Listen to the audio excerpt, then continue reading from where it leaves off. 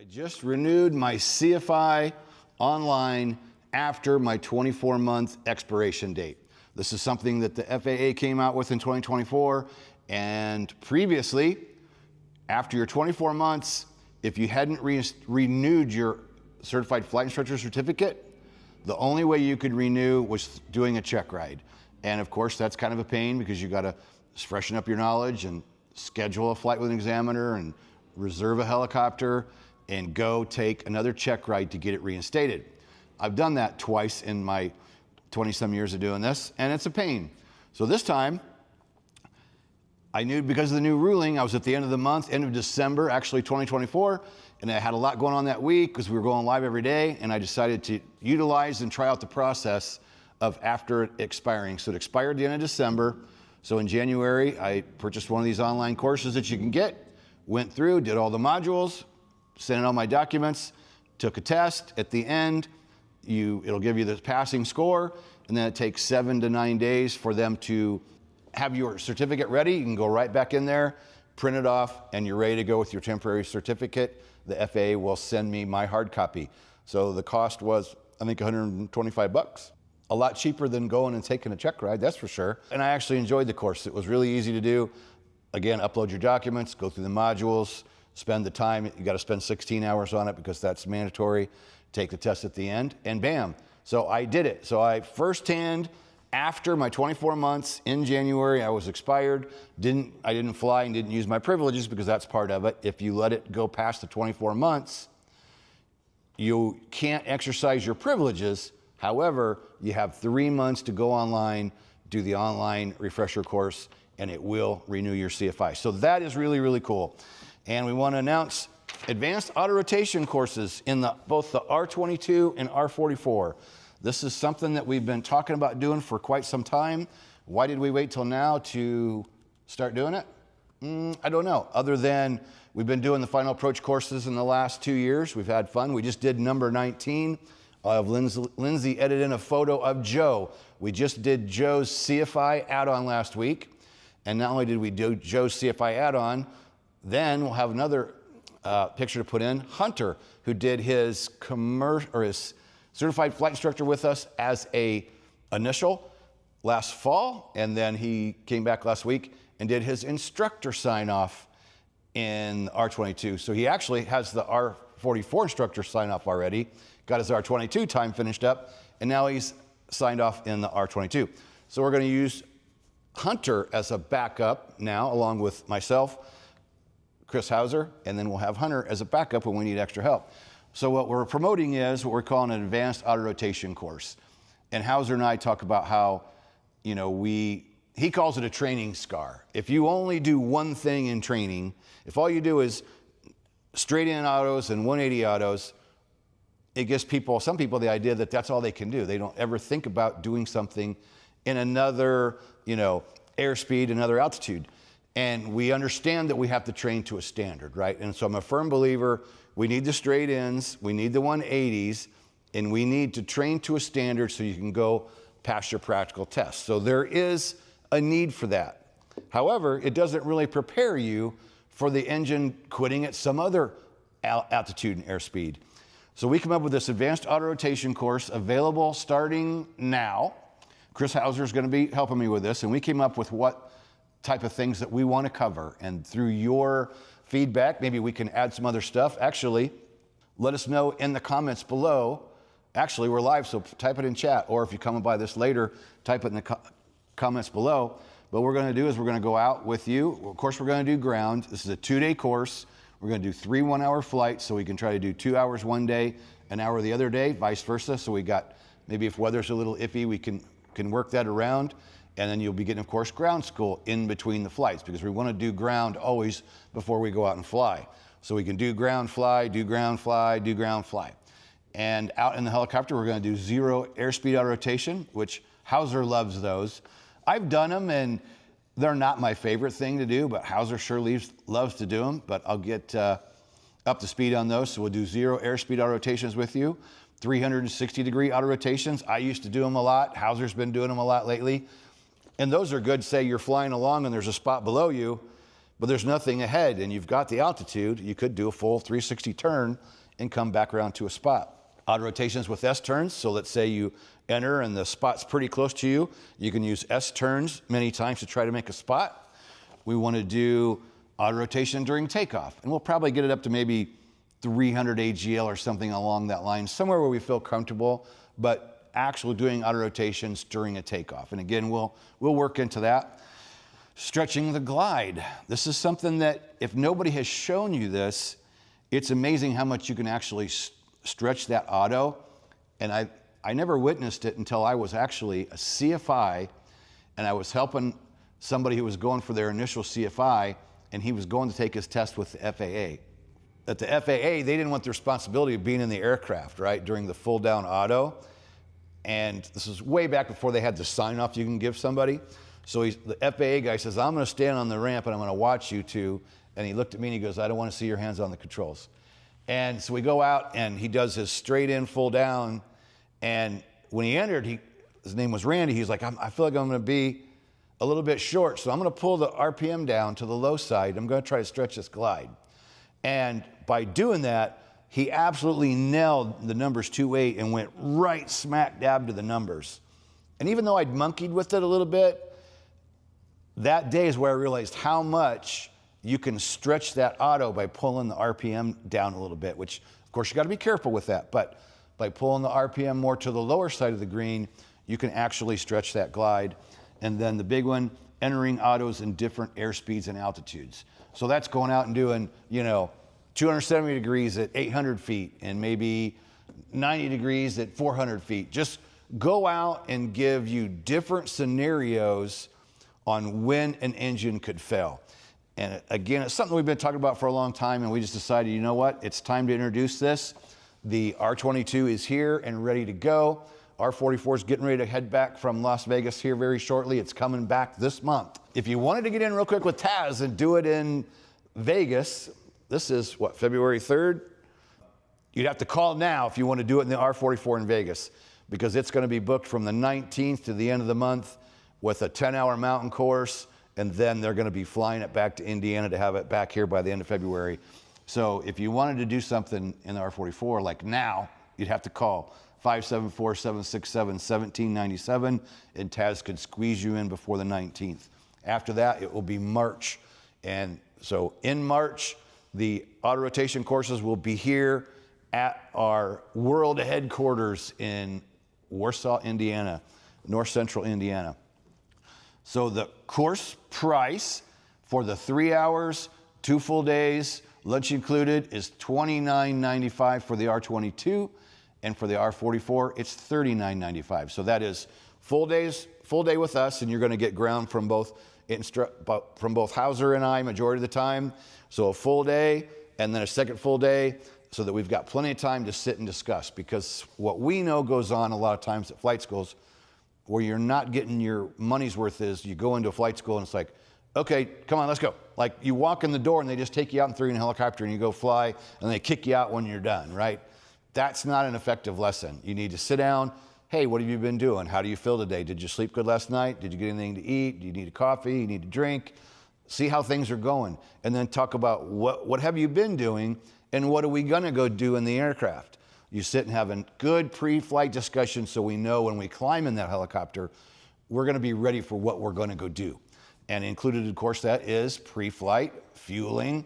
After that first flight, sit down, debrief the flight, sign your logbook, and move on. That's something that a lot of times doesn't happen at a flight school, is a really good pre-flight briefing and post-flight briefing so that you're making the most use of that hour flight. So again, we'll break it up, probably do maybe an hour the first day and the 2 hours the second day, or we can flip-flop it. But to get a lot of that good ground in and really see where your knowledge is at and talk about the different things that we're going to introduce when we get out there.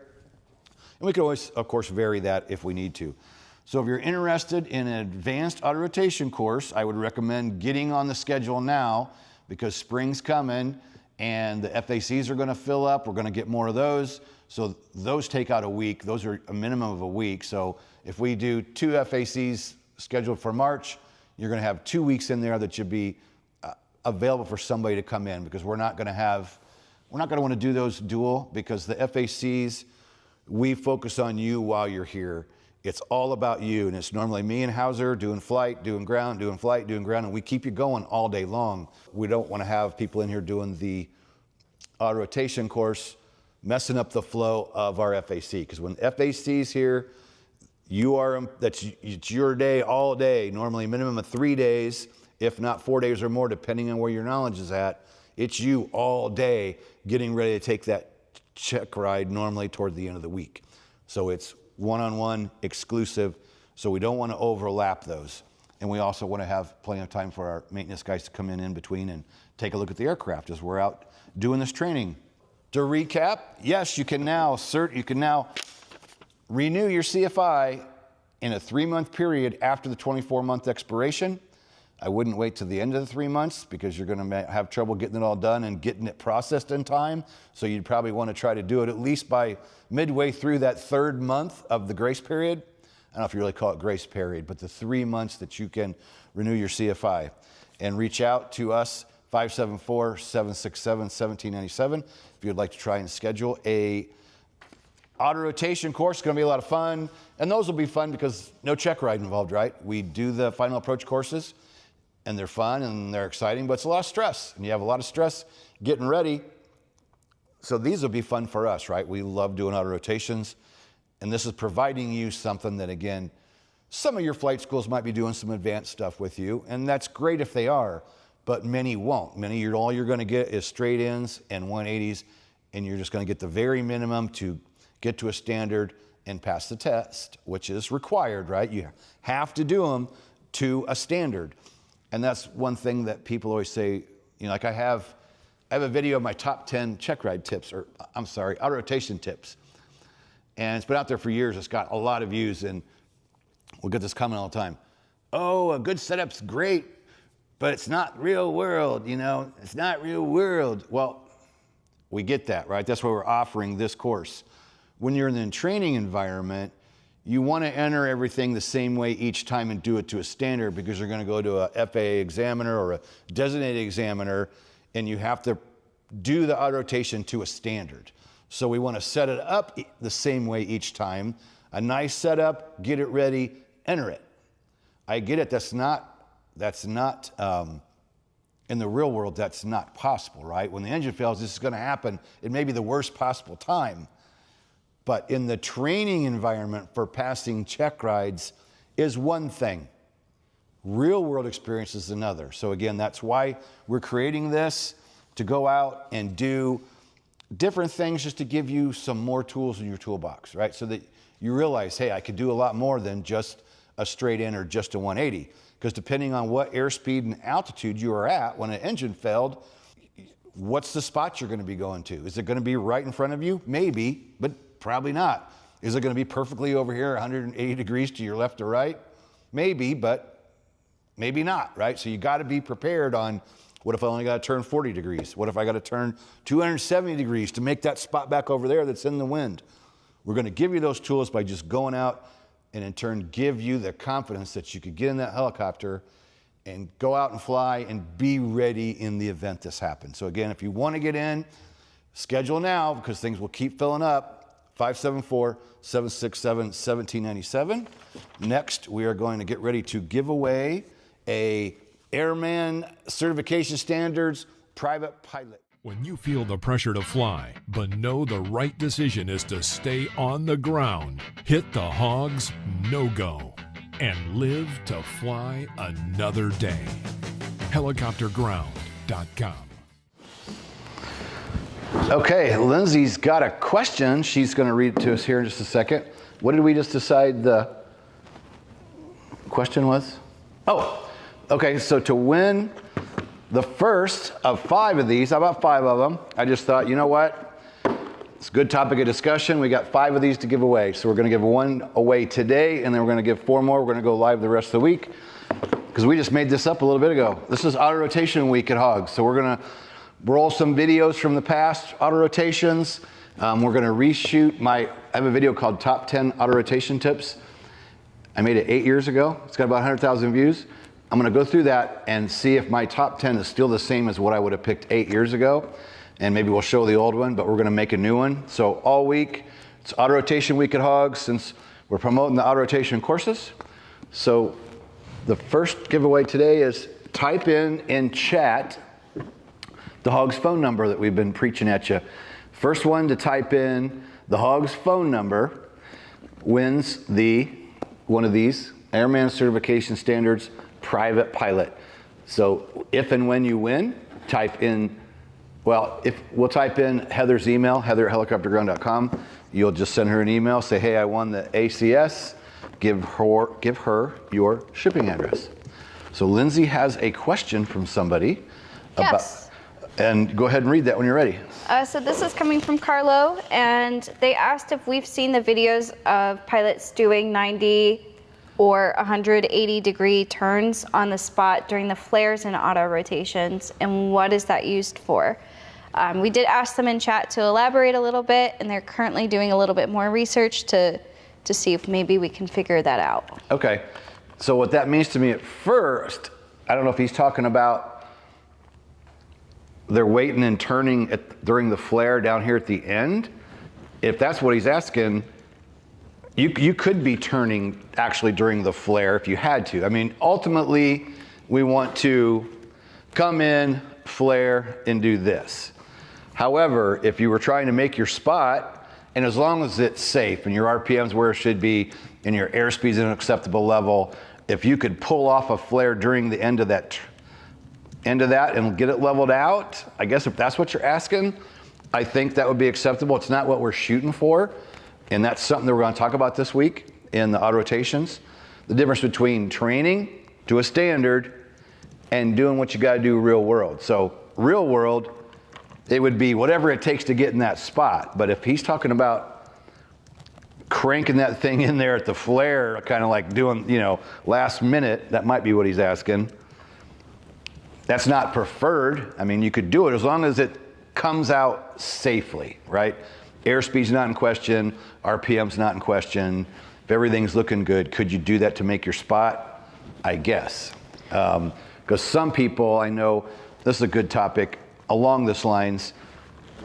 Here's my opinion. I have people that don't agree with me on this one, but on a check ride, if this is your spot right here, this stack of ACS books, if this is the numbers and you're trying to make that spot on your, let's say, straight in auto or 180 either way, of course you want to come in with a nice straight flare. You want to flare, and in my opinion, as long as you're within, say, 100 feet, depending whether you're going for private, I believe private's 100 feet, if you're flaring over the spot and you're leveling out and you got just a little bit of run on, you go a little bit past your spot, that's okay. Or you're flaring here and you come out and you get kind of stopped here.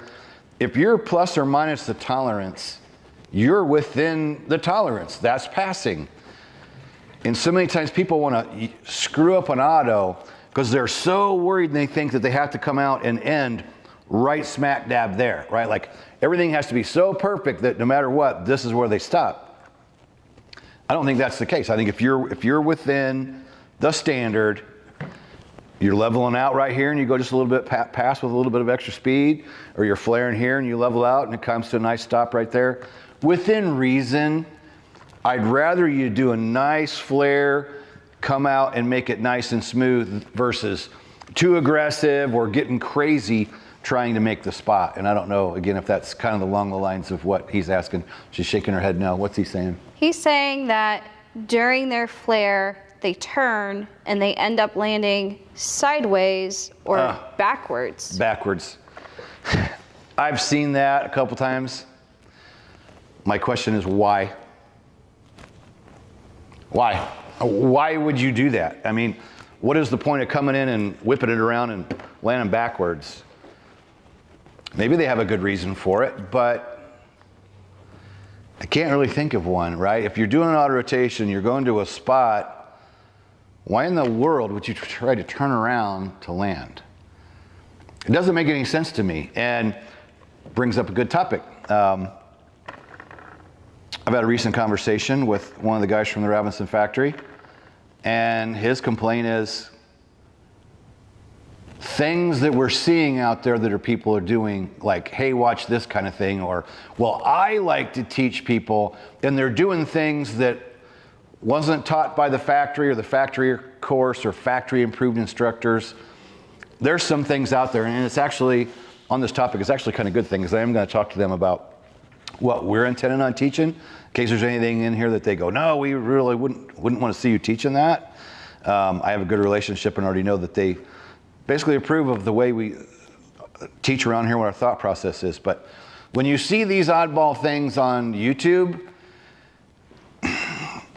I'll tell you what, on that topic, I've seen a lot of stuff just in the last couple weeks that I want to start doing a weekly or thing where I go, hey, let's check out these latest, greatest YouTube videos. I just saw one, guys in R22 along a roadway with traffic, and everybody's bragging about this great pilot, and here's his max takeoff. Like that. No hover pre-takeoff check, problem number one. Number two, why was he what looked like pulling to the max or higher and super aggressively taking off like that? And of course, some people are going, wow, you know, cowboy, or why in the hell were you doing that, or whatever the case is. And I've been seeing so much stuff, and then in the comments you see, oh, wow, look at that great pilot. I was watching one the other day, and this guy came in and did all this crazy shit and did one of these things and come in, and it was the most ungodly thing I've ever seen. And people in the comments were just going nuts. Like, oh my God, this guy's a great pilot. And I'm like, that guy is a show off. And he's given people that are learning and the average pilot the wrong impression of what's going on out there. So I think I know now what he's talking about. So yeah, I've seen some of that goofy ass shit. My question is why? When you do see somebody doing something really outrageous, the first question is why? Where did you learn that? Why are you doing that? Why would you want to do that? The real essence of flying a helicopter is doing it smooth, slow, methodical, as slow and smooth as you can. And many will agree with me, when I'm watching somebody come in to land, if I see them come in and they have this real nice slow approach, and they stop, and they clear their tail, and then they go over to the parking area, clear their tail, do this, come over, and do a nice set down, like that, I go, that's nice. That's impressive. That's what I want to see. Because that actually takes more skill than being wild ass hot dog, coming in here, doing the loop-de-doop and big old flare and slamming that thing on the ground. That's hot dog. That's not impressive. There's nothing impressive about it. So, little rant and rave there, but it's kind of fun because just recently I'm like, man, I want to start showing some of these videos. You know, everybody's got a helicopter pilot reviews or vocal coach reviews. I want to start reviewing some of these freaking videos I see. And the one that I'll fight tooth and nail is all these people taking off without hover pre-takeoff checks. And I don't care whether it's novice or experienced pilot. I flew EMS for 5 years, professional environment, and they flat out said, guys, you will do hover pre-takeoff checks every single takeoff, regardless. And if we find that you're not doing it, you won't work for us anymore. So in an emergency medical services environment, if they require a hover check every single time before you take off, regardless of the type of takeoff, there's probably a good reason behind that, which the good reason is temperatures and pressures in the green, manifold pressures here, this looks good, everything's ready, let's go. It only takes 5 seconds, 10 seconds, 15 seconds. You should have a hover pre-takeoff check every single time. So we're gonna do that. We're gonna pull up, I'm gonna start sending those videos to you, Heather, Lindsay. Wow. Whoops.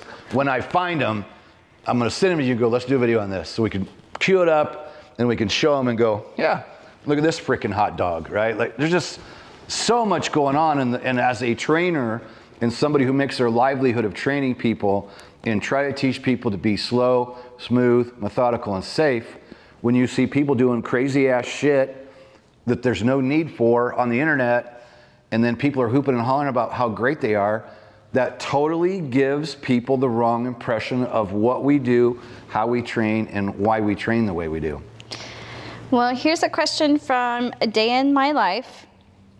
They are 30 hours into their private pilot training, and their school has yet to introduce them to emergency procedures.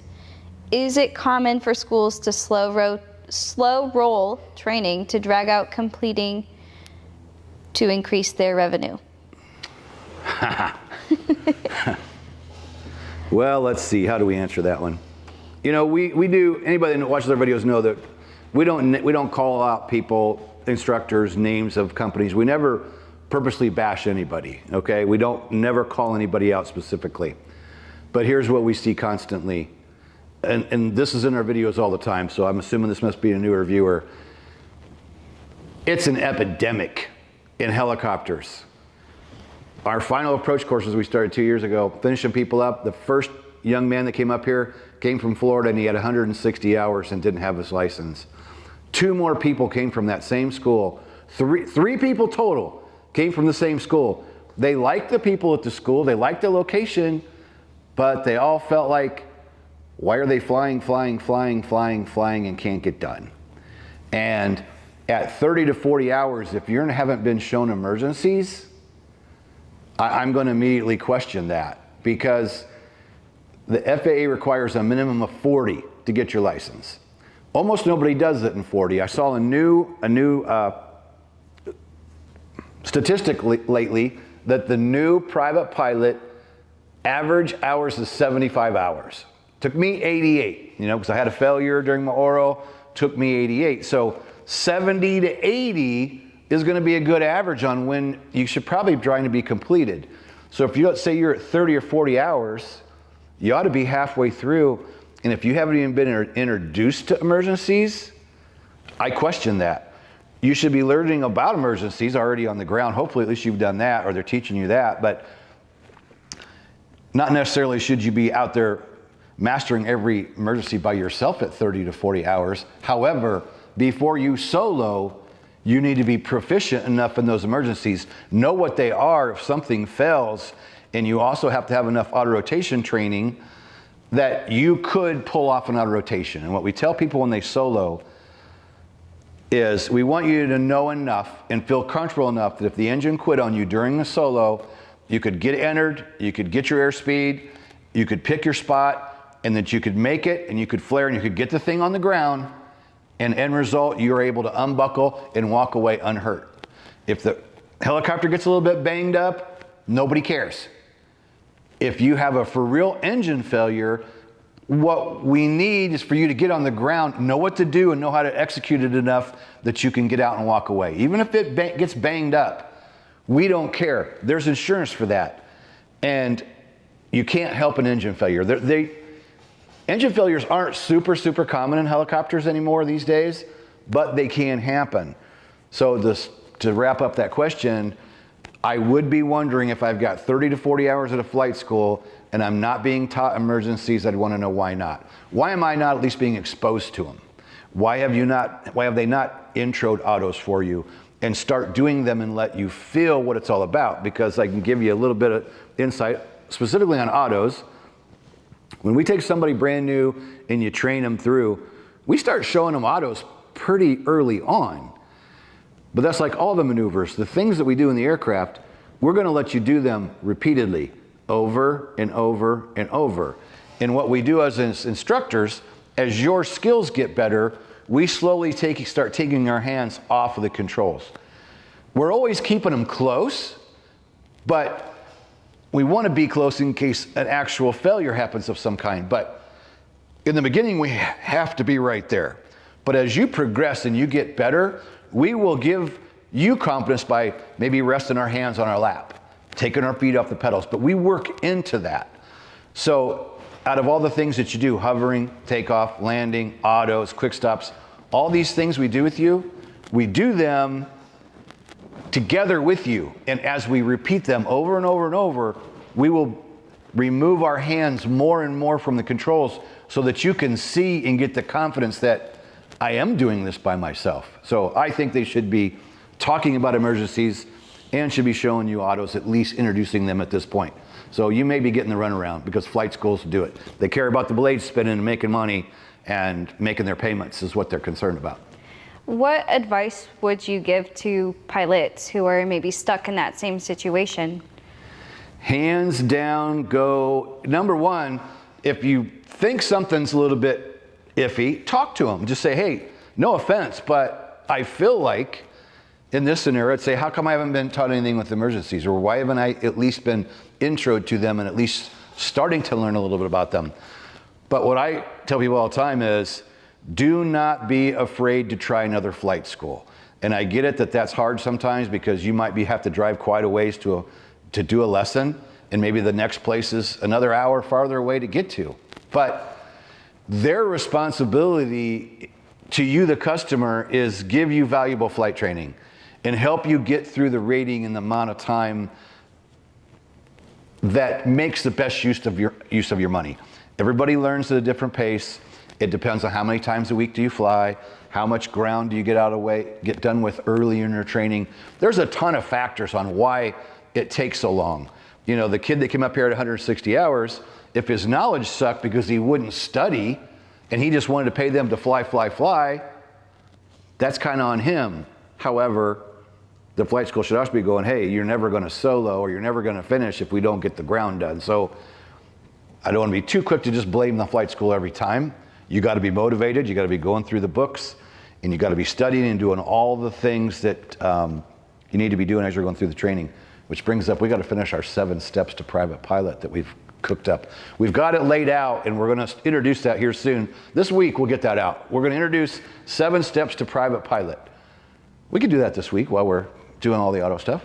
I was going to make the suggestion of, okay, this week auto, next week private.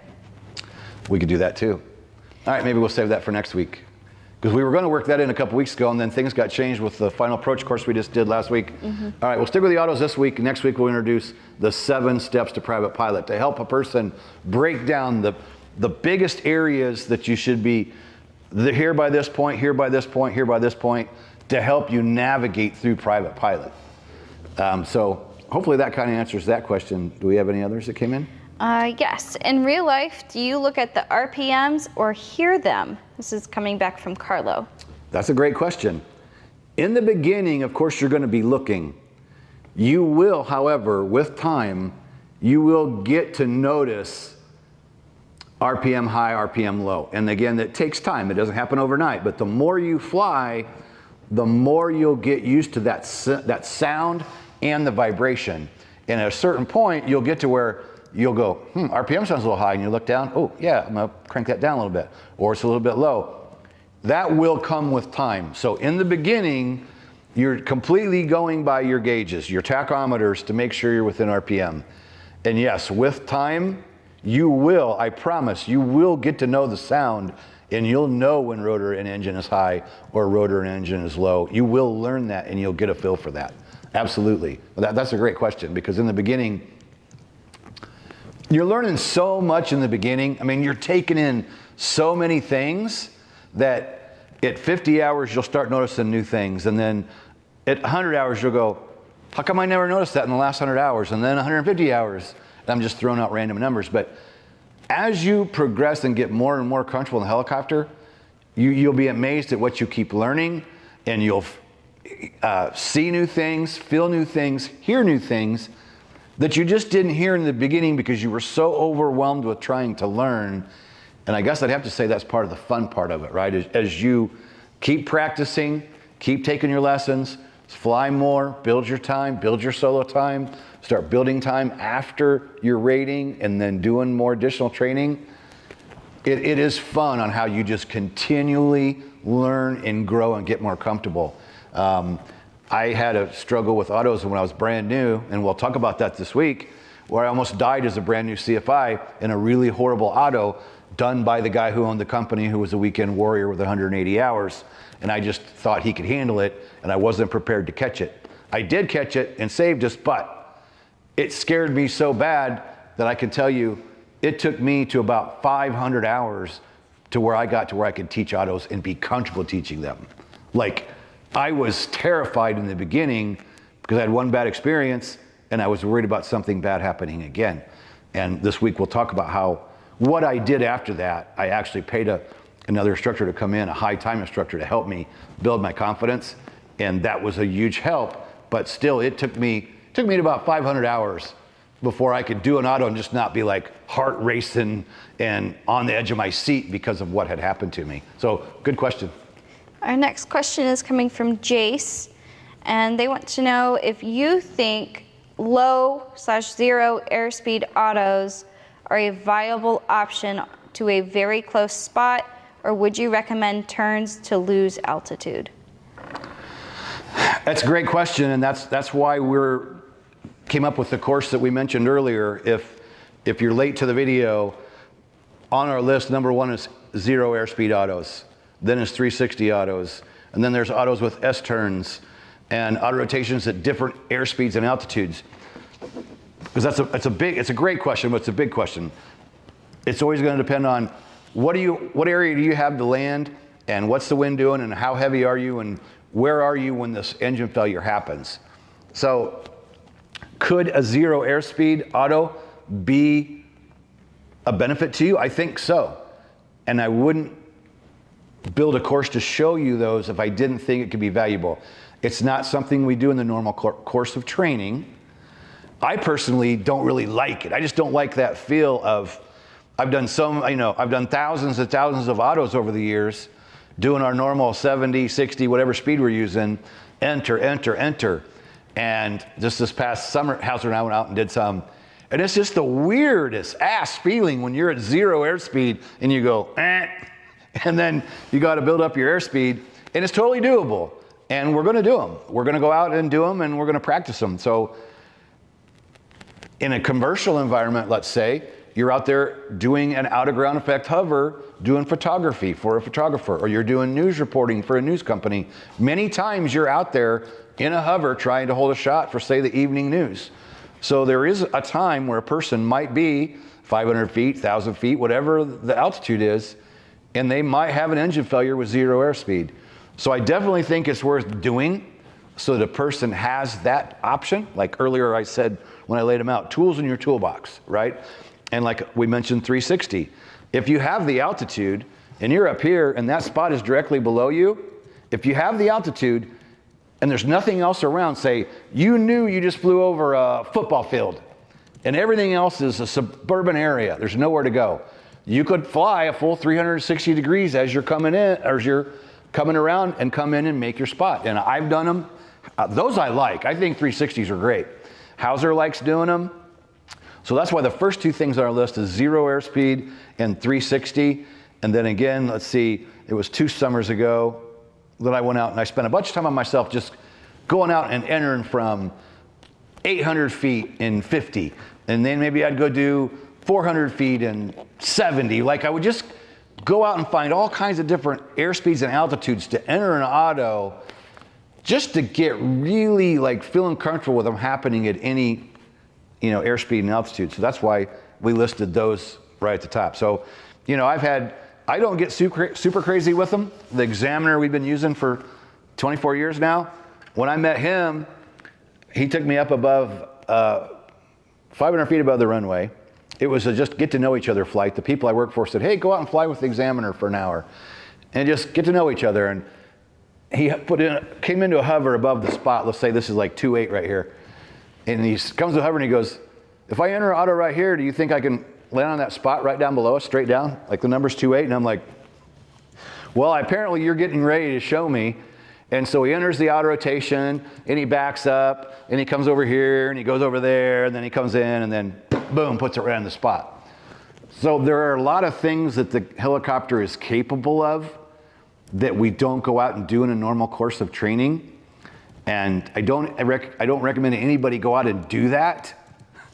I never got that comfortable to the point where I liked enter and go backwards and sideways. And maybe I'll get there if we get on going out and really diving into these kinds of things. But everything has to be within reasons, and every situation is going to be different. No two autos ever come out the same, ever.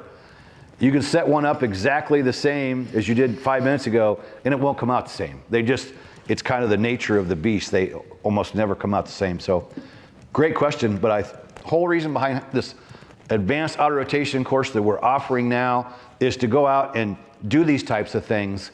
And that's why our 2-day course includes 3 hours of flying, but they're full days. It's 2 days, it's full days, because we're not just gonna go fly you in the helicopter. We're gonna sit down and talk about where you at, what you've been doing, and we're going to do ground, and we're going to talk about the types of things we want to go do, and then we're going to go out and experiment with them, and then we'll come back and we'll debrief and go, hey, that was cool, I like that. You know what, let's go try that again, but let's go, 270 degrees versus 180 degrees, or whatever the case is.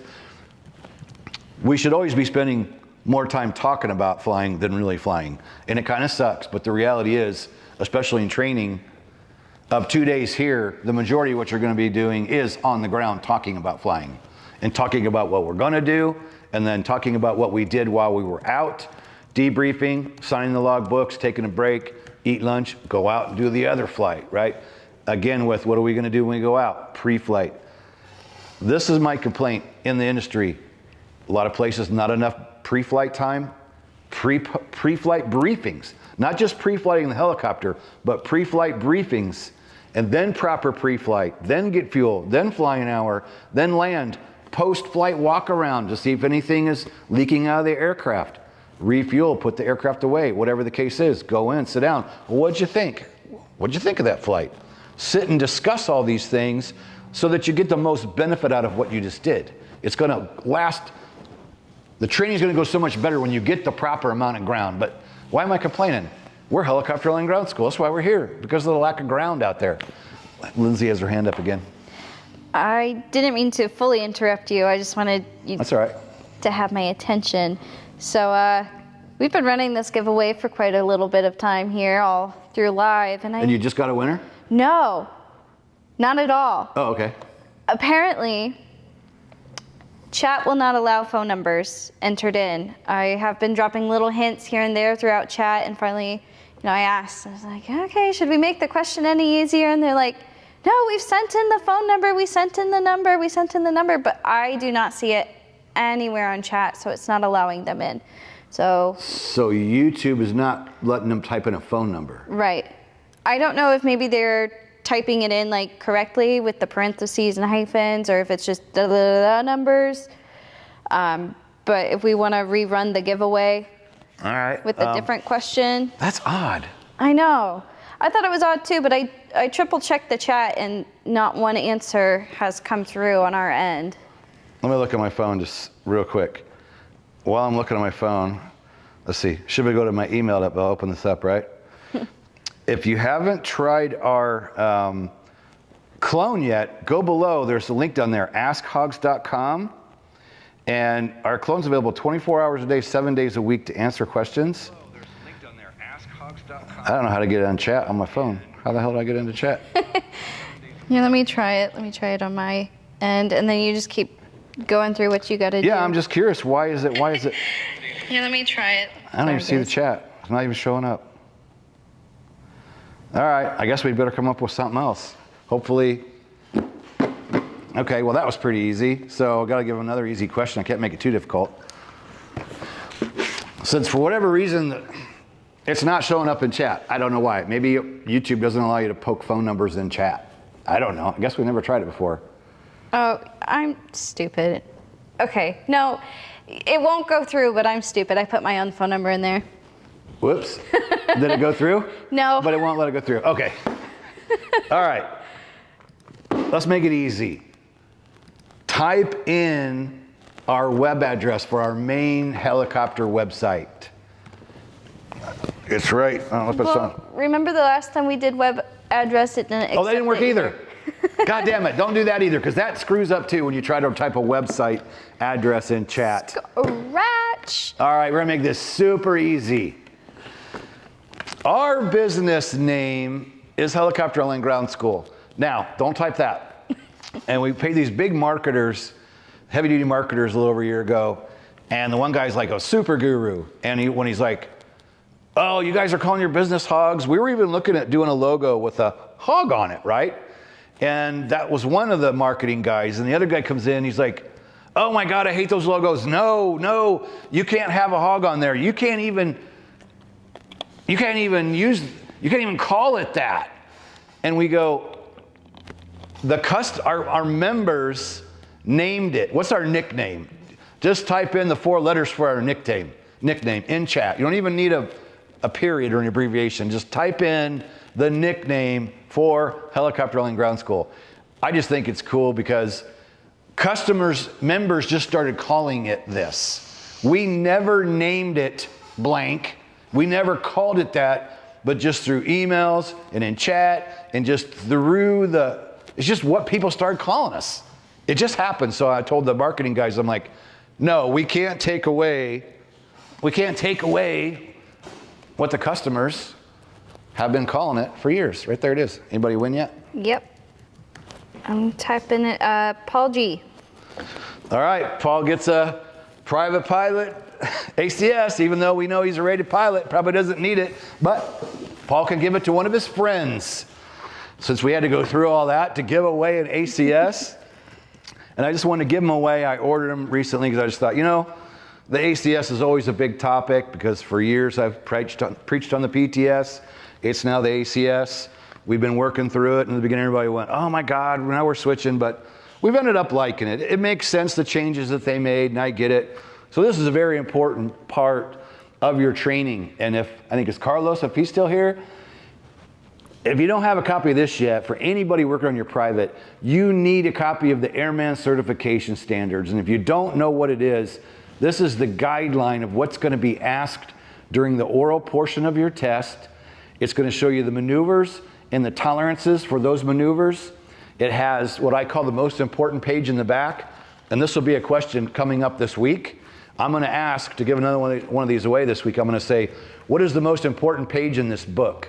The most important page in this book is Practical Test Checklist Applicant. This is everything you need to show up the day of the test. And when I started out 24 years ago as a brand new CFI, when I asked our examiner, who we're still using to this day, what tips can you give me as a new CFI? He said, ever heard of the PTS? Which is, of course, now the ACS. Make sure your students have a copy and make sure that you go through that and have everything that they need when they show up for the test.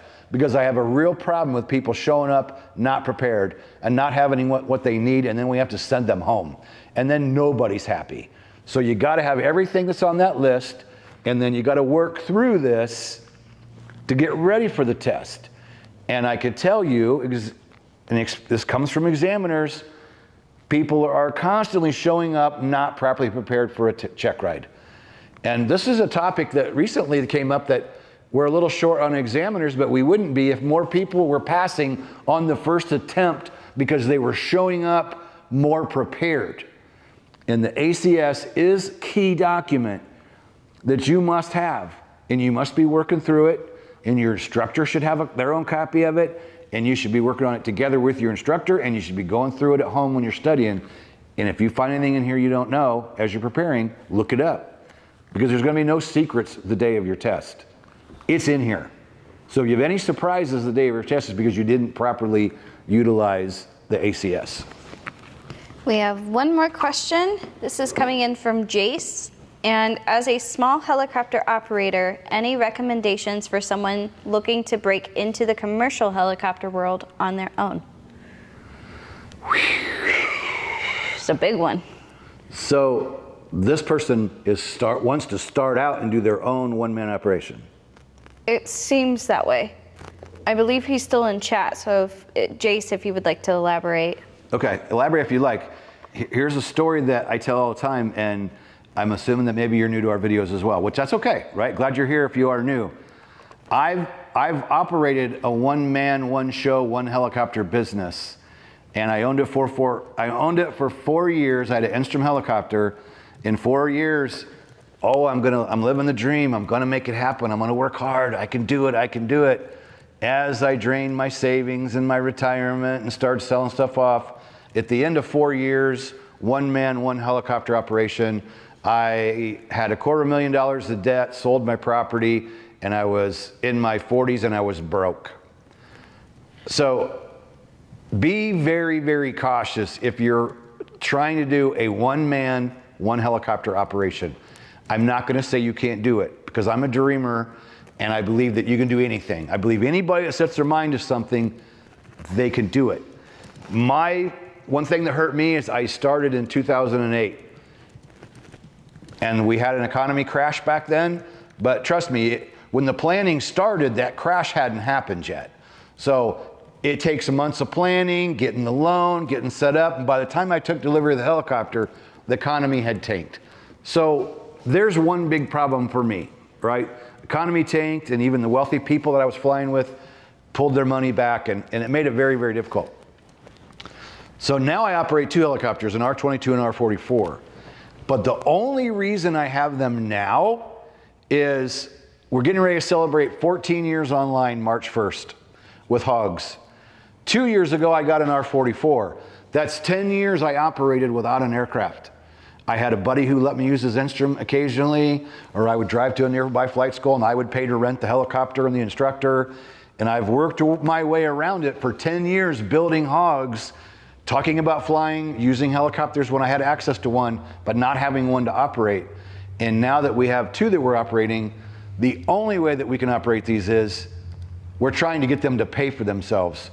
There are 3 of us that are, actually there's 4 of us on the payroll that require a paycheck every week. And our paychecks come from Helicopter Online Ground School.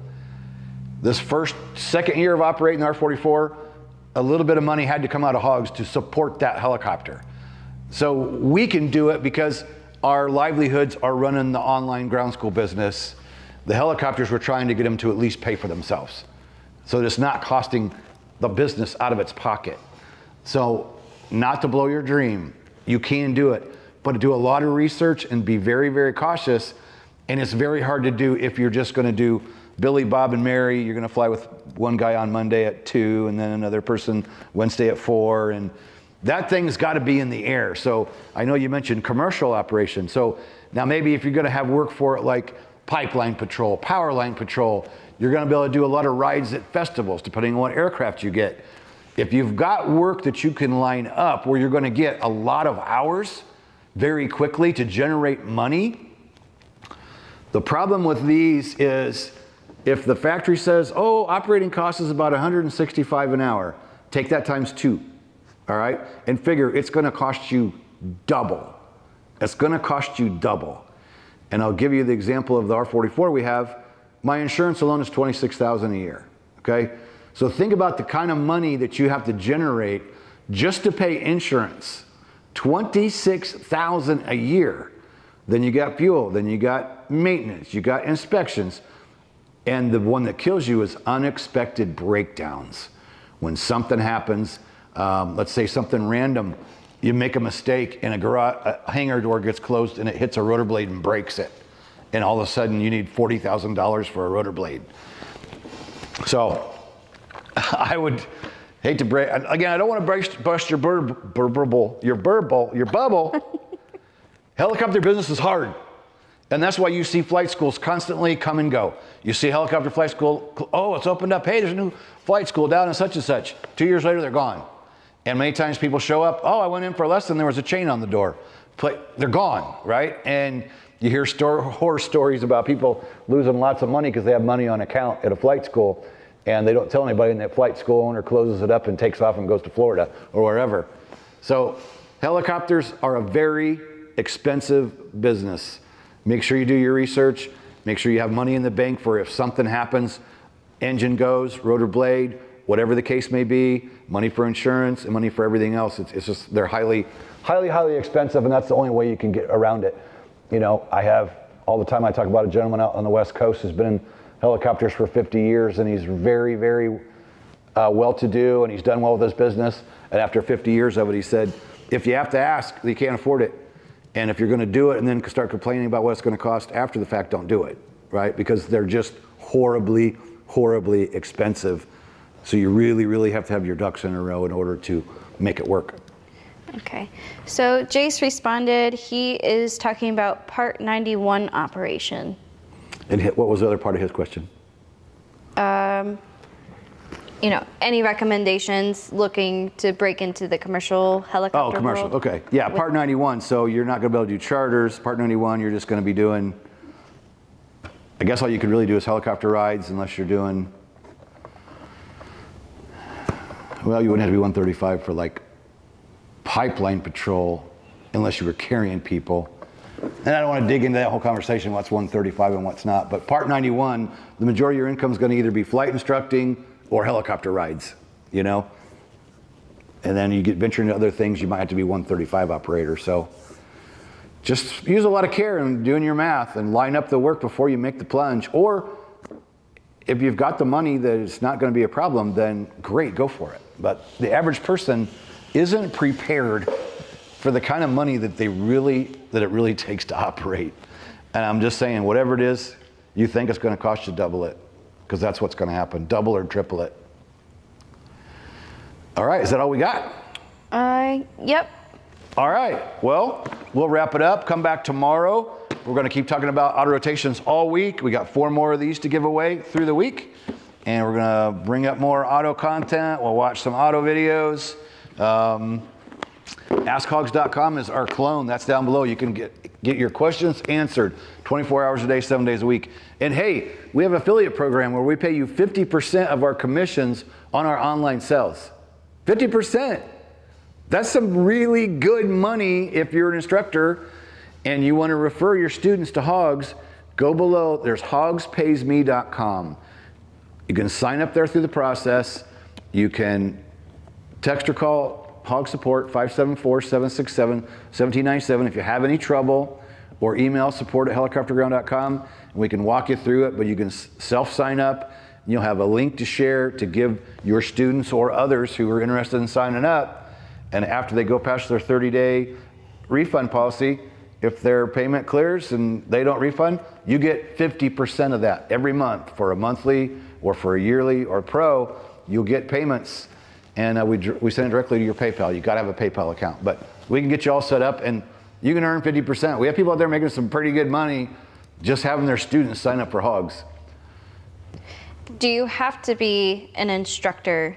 You don't have to be an instructor. If you know other students and you want to earn a little extra money because you believe in the product, anybody can be an affiliate. Anybody can sign up, and if you're really a fan and you go, man, this has really helped me and I want to share it with others, yes, anybody can sign up. Again, got to have a PayPal account and an email associated with your PayPal account, because that's how your commissions or your affiliate payments are tracked. They're tracked to your PayPal email. And then when we pay once a month, we just go to that email and zap you the money directly from PayPal. So down below, hogspaysme.com. Instead of having an affiliate link, can we just have 50% off? And which, don't answer that yet. All right. Because really the question is, when is our next big Hogs sale? Well, considering we're going to be celebrating 14 years online, March 1st, that will be the next big sale.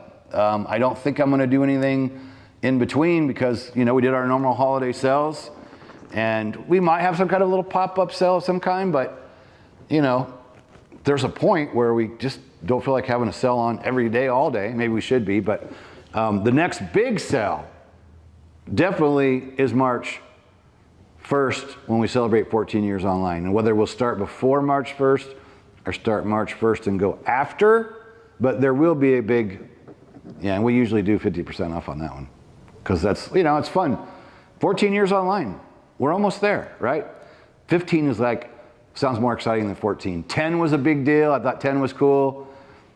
12 was cool. 13 was cool. 14 will be cool. But 15, that's more of a, 5 years, 10 years, 15 years.